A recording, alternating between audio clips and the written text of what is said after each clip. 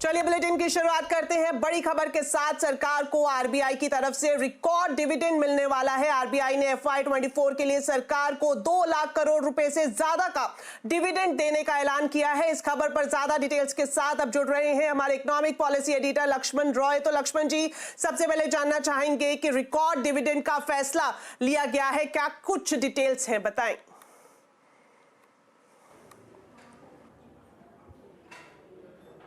देखिए, दरअसल reserve bank के बोर्ड की बैठक खत्म हुई है और उस बोर्ड की बैठक में ये सर्वसम्मति से फैसला लिया गया कि सरकार को 2,10,874 करोड़ रुपए डिविडेंड के तौर पर दिया जाएगा। इसका मतलब ये हुआ कि रिजर्व बैंक को जो मुनाफा होता है उस मुनाफे में जो सरप्लस पैसा बच रहा है वो इतना पैसा दिया जाएगा। इसमें 3 महत्वपूर्ण बातें हैं। पहली बात तो ये कि रिजर्व बैंक की बोर्ड की बैठक में ये माना गया कि अलग अलग पैमाने के हिसाब से देखा जाए तो अर्थव्यवस्था काफ़ी मजबूत स्थिति में पहुँच चुकी है, आगे भी रफ्तार तेज रहने वाली है। यानी रिजर्व बैंक के पास जो अपनी आमदनी होगी वो आमदनी अच्छी खासी होगी। और जो फॉर्मूला होता है इकोनॉमिक कैपिटल फ्रेमवर्क, इसके तहत ये तय किया गया है कि रिजर्व बैंक का जो बैलेंस शीट होगा उस बैलेंस शीट का 6.5%, पहले 6% था, अब ये बढ़ाकर 6.5% जो है वो कंटीजेंट रिस्क बफर रखेगी रिजर्व बैंक, और बाकी का जो पैसा सरप्लस होगा वो सरकार को दे देगी। तो उस फॉर्मूले के हिसाब से तय करके ये कहा गया कि 2.11 लाख करोड़ रुपए सरकार को रिजर्व बैंक की तरफ से मिलेगा। और ये जो है अब तक का रिकॉर्ड है। 2022-23 में सिर्फ 87,000 करोड़ रुपए था, उससे पहले तो मात्र 30,000 करोड़ रुपए था। अब इस रिकॉर्ड डिविडेंड का फायदा सरकार को भी काफ़ी ज़्यादा होगा। सरकार को फिस्कल डेफिसिट के मोर्चे पे, बोरोइंग के मोर्चे पे राहत मिलेगी। अब इससे आम लोगों को क्या फायदा होगा, अगर समय हुआ तो आपको आगे बताऊंगा। जी बिल्कुल लक्ष्मण जी, हम आपसे यही जानना चाहेंगे। आपने बताया कि सरकार को फायदा होगा, लेकिन आम लोगों की बात करें तो जो रिकॉर्ड डिविडेंड है जो आरबीआई देने जा रहा है उसका किस तरह से असर आम लोगों पर पड़ता हुआ दिखाई दे सकता है?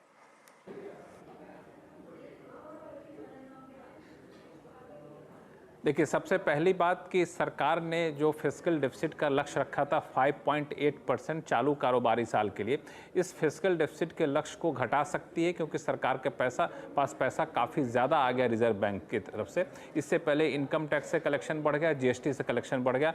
अब एक तीसरा यहाँ पर राहत की खबर आई है। दूसरा कि सरकार के लिए बोरोइंग जो है सो वो सरकार यहाँ पर घटा सकती है। इस फैसले के बाद से सरकार ने चालू कारोबारी साल में 14.13 लाख करोड़ रुपए जो है टारगेट रखा था बोरोइंग का, तो वो भी घटा सकती है क्योंकि सरकार के पास पैसा ज़्यादा आ गया। अगर सरकार फिस्कल डेफिसिट घटाती है तो इसका एक फ़ायदा ये होगा कि जो रेटिंग एजेंसियाँ हैं वो रेटिंग एजेंसियाँ रेटिंग बढ़ा सकती हैं। रेटिंग बढ़ाने से क्या फ़ायदा होगा कि देश में निवेश काफ़ी ज़्यादा आएगा। सरकार अगर बोरोइंग घटाती है तो बोरोइंग घटाने से क्या फ़ायदा होगा कि बाज़ार में नकदी यहाँ पर बनी रहेगी। दूसरा कि सरकार के पास पैसा ज़्यादा आ गया तो कल्याणकारी योजनाएँ, चाहे LPG सब्सिडी हो, मुफ्त अनाज का पे खर्च करने का योजना हो, या फिर मनरेगा के तहत सरकार का पैसा जा रहा है, उसके तहत सरकार अपनी इन कल्याणकारी योजनाओं में ज़्यादा खर्च कर सकेगी। और ये सब चीज़ें आज की तारीख में इसलिए ज़्यादा महत्वपूर्ण अहमियत रखती है क्योंकि नई सरकार बनने के साथ ही बजट की तैयारियां शुरू होंगी और जुलाई में सरकार बजट पेश करेगी। बजट से पहले सरकार का खजाना जब भरा पूरा होता है तो आम लोगों के लिए काफ़ी राहत के पिटारे खोले जाने की गुंजाइश भी यहाँ पे बन जाती है। तो ये आरबीआई का फैसला तकनीकी फैसला नहीं है, हाँ आम लोगों को भी आगे चल के दूरगामी असर डालेगा, उनको फायदा पहुँचा सकता है।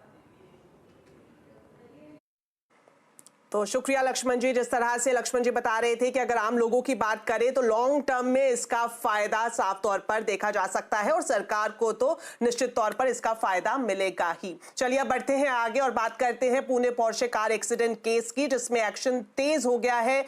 आरोपी को बालिग की तरह ट्रीट करने की याचिका पर जुवेनाइल जस्टिस बोर्ड में सुनवाई जारी है। फैसला जल्द आने की उम्मीद है। इधर कोर्ट ने आरोपी के पिता विशाल अग्रवाल को 2 दिन की पुलिस हिरासत में भेज दिया है। आज कोर्ट के बाहर कुछ लोगों ने विशाल अग्रवाल पर स्याही फेंकी। आरोपी के पिता को 24 मई तक जुडिशियल कस्टडी पर भेजा गया है। इसके अलावा जिस पब में नाबालिग ने शराब पी थी उसके मालिक और मैनेजर को भी अरेस्ट कर लिया गया है।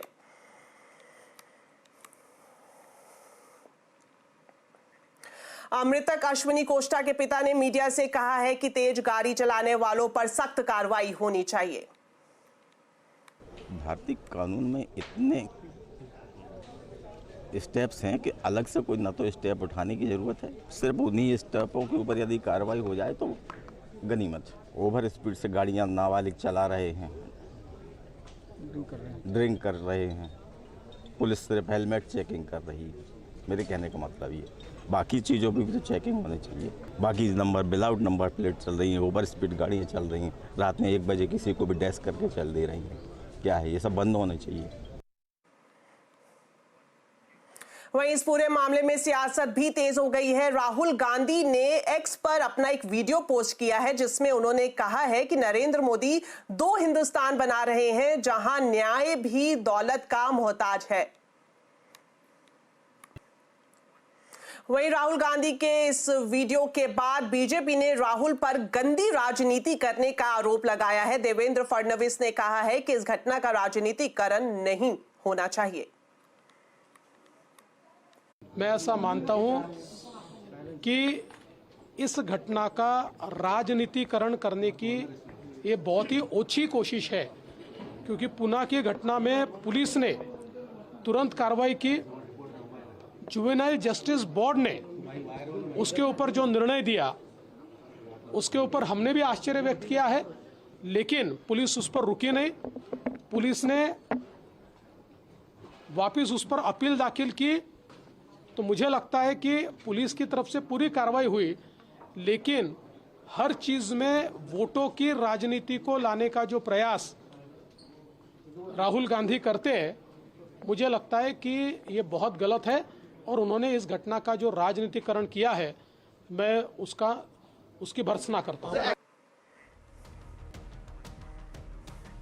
तो आज कंज्यूमर अड्डा में भी हम इसी बड़ी खबर पर करेंगे विस्तार से चर्चा। क्या पोर्शे कांड में पीड़ितों को मिलेगा इंसाफ और क्या है नाबालिग के लिए कानूनी प्रावधान, जानने के लिए जरूर देखिए कंज्यूमर अड्डा आज शाम 5:57 पर।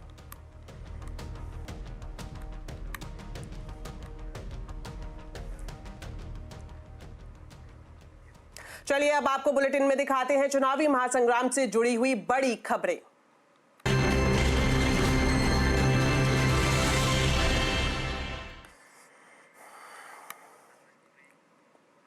गृह मंत्री अमित शाह ने कहा है कि अरविंद केजरीवाल 4 जून को जेल में ही होंगे। अमित शाह ने केजरीवाल की जमानत पर आए फैसले को लेकर कहा कि किसी भी व्यक्ति को उसके कामकाज के लिए अंतरिम जमानत कभी नहीं मिली। न्यूज 18 इंडिया से एक्सक्लूसिव इंटरव्यू का ये एक अहम हिस्सा आप देखिए। अरविंद केजरीवाल अपनी रैलियों में अक्सर कहते हैं कि 2 जून के बाद मैं जेल जाऊंगा नहीं जाऊंगा, ये तय करेंगे 4 जून के नतीजे। इंडिया अलायंस अगर सरकार में आता है तो मुझे जेल नहीं जाना पड़ेगा। जहां तक मेरी समझ है उनको 1 जून को ही जाना है, सरेंडर करना है, तो 4 जून को तो वो जेल में ही होंगे। लेकिन आपने भी एक स्टेटमेंट दी कि ये स्पेशल ट्रीटमेंट है। नहीं, मैंने तो जजमेंट के बारे में जी केजरीवाल जी के बारे में नहीं किया है। क्यों आपको लगता है कि ये जजमेंट खास है? देखिए, किसी भी व्यक्ति को अपने कामकाज के लिए इस तरह से इंटरिम बेल नहीं मिला है। मानो कोई चार्ट अकाउंटेंट होगा, कोई इंडस्ट्रियलिस्ट होगा, कोई किसान की बुआई का समय हुआ होगा, कोई हज्जाम की दुकान चला रहा होगा, तो उनके भी तो कामकाज है। वहीं उत्तर प्रदेश के बस्ती में प्रधानमंत्री नरेंद्र मोदी ने इस चुनाव में पहली बार 56 इंच के सीने का जिक्र छेड़कर कांग्रेस और समाजवादी पार्टी पर करारा हमला बोला। उन्होंने दोनों पार्टियों को पाकिस्तान का हमदर्द बताया और दो टूक कहा कि मोदी का भारत किसी से नहीं डरता। पाकिस्तान तो पस्त पड़ गया है, लेकिन उसके हमदर्द सपा कांग्रेस वाले अब भारत को डराने में जुटे हैं। ये लोग कहते हैं, हमें सुनाते हैं, उनको मालूम नहीं होता 56 इंच क्या होता है। ये कहते हैं पाकिस्तान से डरो, उसके पास एटम बम है, एटम बम। आज भारत में मोदी की मजबूत सरकार है। भारत हमें डराने वालों को कभी भी बख्शेगा नहीं, ये भी साफ है। तो पांचवें चरण के मतदान के बाद एनडीए और इंडिया गठबंधन के लिए जीत के अलग अलग दावे किए जा रहे हैं। किसके दावे में है कितना दम, आज चुनाव अड्डा में इसी पर करेंगे बड़ी चर्चा शाम 7:57 पर।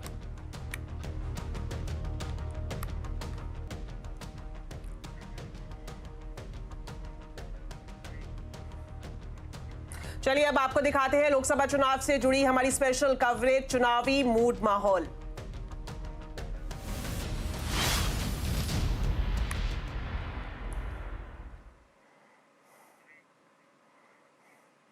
दिल्ली में पूर्वांचलियों का गढ़ कहे जाने वाले उत्तर पूर्वी दिल्ली में चुनावी जंग तेज हो गई है। भाजपा ने जहां एक बार वर्तमान सांसद मनोज तिवारी को मौका दिया है, वहीं इंडिया गठबंधन से कांग्रेस के कन्हैया कुमार किस्मत आजमा रहे हैं। यहां का मूड माहौल क्या है, बता रहे हैं हमारे संवाददाता रोहन सिंह। नॉर्थ ईस्ट दिल्ली दिल्ली के उन इलाकों में है जहां जनसंख्या सबसे ज़्यादा घनी है और यहां पे एक मिक्स पॉपुलेशन है। पूर्वांचलियों की बहुत बड़ी संख्या है, प्रवासियों की बड़ी संख्या है और जो मुद्दे हैं वो भी काफ़ी मिक्स जैसे हैं। इस पर मुकाबला मुख्य रूप से द्विपक्षीय है। भाजपा ने सिटिंग एमपी मनोज तिवारी को दोबारा से मौका दिया है, जबकि इंडिया गठबंधन ने कांग्रेस उम्मीदवार कन्हैया कुमार जो है वो अपनी किस्मत आजमा रहे हैं। यहाँ जो है अनऑथराइज कॉलोनी है, जहाँ पे सड़कें नहीं है। जो बुनियादी जो सवाल है उसको लेके हम जद्दोजहद, अभी बरसात आएगी तो पानी भरा रहेगा, हम जाएंगे तो जाएंगे कहाँ। हाँ, आम आदमी पार्टी की सरकार, उन्होंने अपने स्तर पर जितना अच्छा हो सके संजीव झा के नेतृत्व में बहुत अच्छा काम कर रहे हैं और इसीलिए कन्हैया कुमार जी को यहाँ से फुल सपोर्ट मिल रहा है और मिलेगा। जितना भी विकास कार्य देख रहे हैं वो एक भी विकास कार्य हमारे सांसद महोदय जो श्रीमान मनोज तिवारी जी हैं उनके द्वारा एक ईंट नहीं लगाया गया पूरी कॉलोनी में। पूरी कॉलोनी तो मैं कह रहा हूँ कि मेरे नज़र में कोई बुराड़ी का कोई ऐसा क्षेत्र नहीं है जहाँ एक ईंट भी उन्होंने लगाया हो। देखिए, ये बाजार लगी हुई है, ठीक है सर, इसमें स्थानीय मुद्दे हैं, रोजी रोटी वाले हैं, इनको स्थानीय मुद्दे चाहिए, इनकी सड़क चाहिए, बिजली पानी बत्ती, इनको साफ सफाई चाहिए, इनका ये मुद्दा है। जो पढ़ा लिखा बंदा है उसका एक अलग कैडर है, वो देश की सुरक्षा के बारे में भी सोचता है, पीढ़ियों के उज्जवल भविष्य के बारे में भी सोचता है, देश के सर्वांगीण विकास के बारे में भी सोचता है। सबसे बड़ा मुद्दा ये है जिस पर हम लोगों को सोचने की ज़रूरत है कि ऑस्कर स्कूल का ये बाउंड्री यहाँ लास्ट होता है, यहाँ तक पीएम उदय के अंतर्गत रजिस्ट्री हो सकती है। हमने कई बार प्रयास किया कि अपने घर का रजिस्ट्री पीएम उदय के तहत करवाएं, लेकिन कहा जाता है कि भाई साहब आपका नक्शा में ही नहीं, आप खेत में घर बना लिए हैं।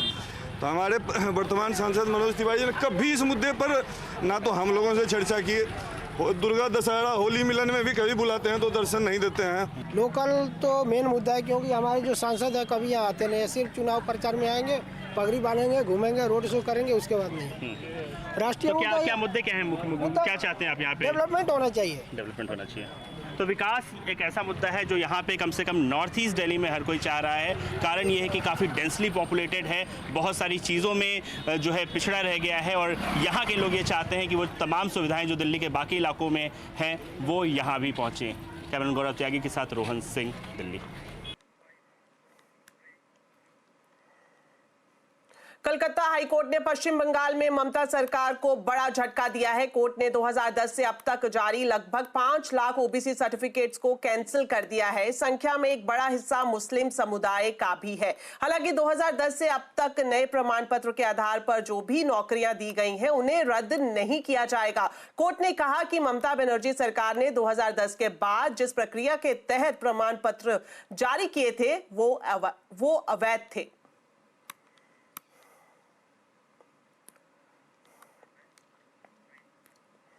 तो केवल 2 चरणों के मतदान बचे हैं। 4 जून को नई सरकार का चुनाव करने के लिए भारत पूरी तरह से तैयार है। जानिए कैसे चुनाव आयोग ये सुनिश्चित करने के लिए हर संभव प्रयास करता है कि हर कोई अपने अधिकार का इस्तेमाल कर सके। देखिए, हिस्ट्री टीवी 18 की documentary inked the great Indian election premiere हो रही है आज शाम 7 बजे। पेश है इसकी एक झलक।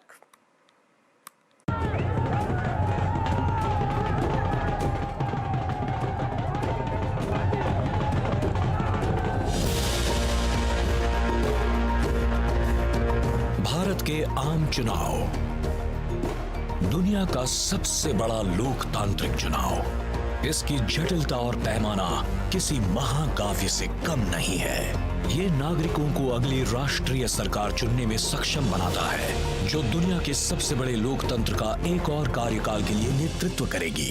ये दुनिया में कहीं भी लोगों और सामग्री की आवाजाही की सबसे शांतिकालीन गतिविधियों में से एक है। भारतीय चुनाव का यही चमत्कार है। 10 लाख से ज्यादा मतदान केंद्र और चुनाव, जिसे 1.5 करोड़ कर्मचारी मैनेज करते हैं। वही असली नायक हैं जो चुनाव करवाते हैं, गुमनाम नायक। और सबसे बड़ा नायक कौन है?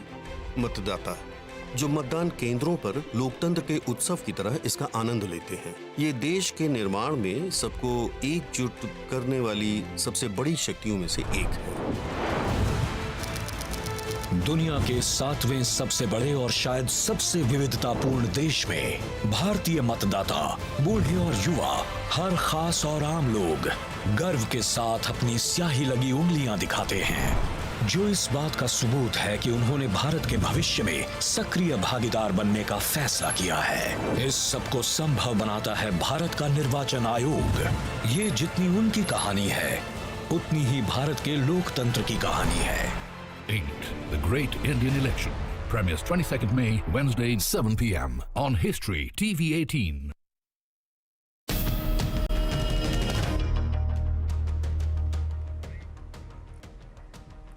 ब्रेक के बाद आपका स्वागत है और अब बात करेंगे बाजार की। आज हफ्ते के तीसरे दिन बाजार के आखिरी घंटे में अच्छी रिकवरी हुई। सेंसेक्स 267 अंक चढ़कर 74,221 पर बंद हुआ। वहीं निफ्टी 69 अंक चढ़कर 22,598 पर बंद हुआ। आज सबसे ज्यादा तेजी एफएमसीजी, रियलिटी, फार्मा शेयरों में देखने को मिली। वहीं मेटल शेयरों में मुनाफा वसूली देखने को मिली।